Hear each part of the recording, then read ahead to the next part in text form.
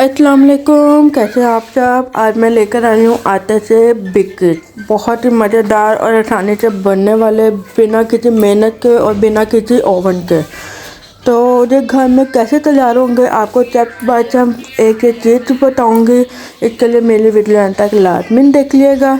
अगर आप मेरे चैनल पर नए आए तो जल्दी से जाकर मुझे सब्सक्राइब कर दें, लाइक कर दें और बेल आइकन का बटन दबा दें ताकि आने वाली हर वीडियो आप तक आसानी से पहुंच सके।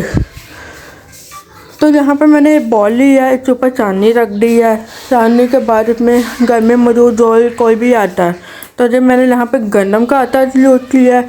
अगर आप चाहें तो मैदा भी यूज़ कर सकते हैं, लेकिन आटे के भी बहुत ही मज़ेदार किस्म के बिस्कुट तैयार होते हैं। तो अच्छी तरह से छान ले और बाद में मैंने लिया है आधा कप चीनी, जिसको पाउडर फॉर्म कर लिया। अगर आपके पास आइसिंग शुगर है तो वो भी यूज़ कर सकते हैं। इसको भी पूरा छान कर यूज़ करना और पीछे जो मोटे चीनी के दाने रह जाएंगे वो बिल्कुल आपने ऐड नहीं करना। फिर मैं 1/4 नमक ऐड करना है। इससे जो होगा तो आपका वो चीनी शुगर लेवल बिल्कुल बैलेंस रहेगा।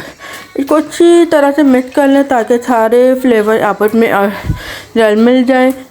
तो अच्छी तरह से मिक्स करने के बाद आप इसमें ऐड करेंगे घी।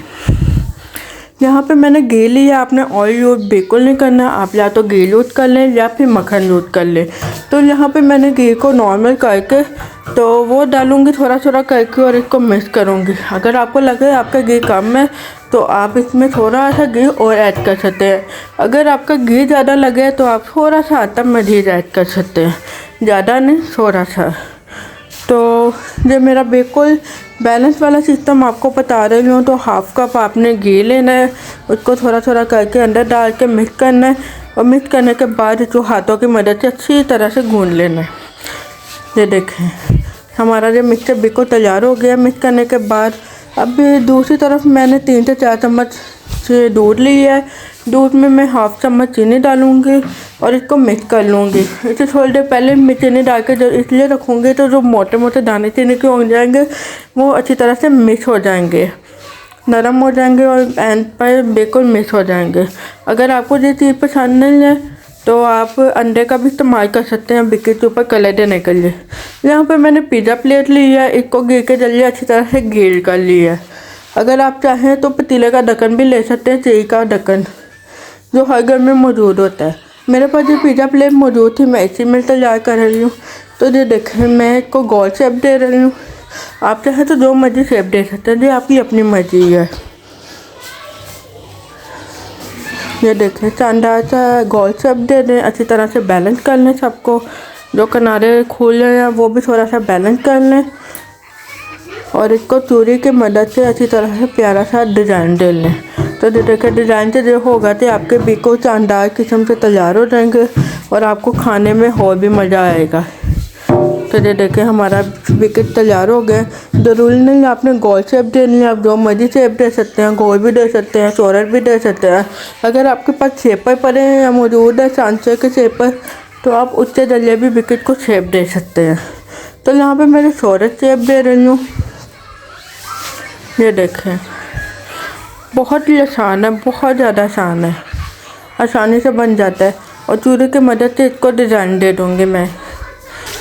ध्यान से आपने इतनी एहतियात करनी है, जोर से चूड़ी नहीं फेरनी देना हो आपके हाथों को लग जाए।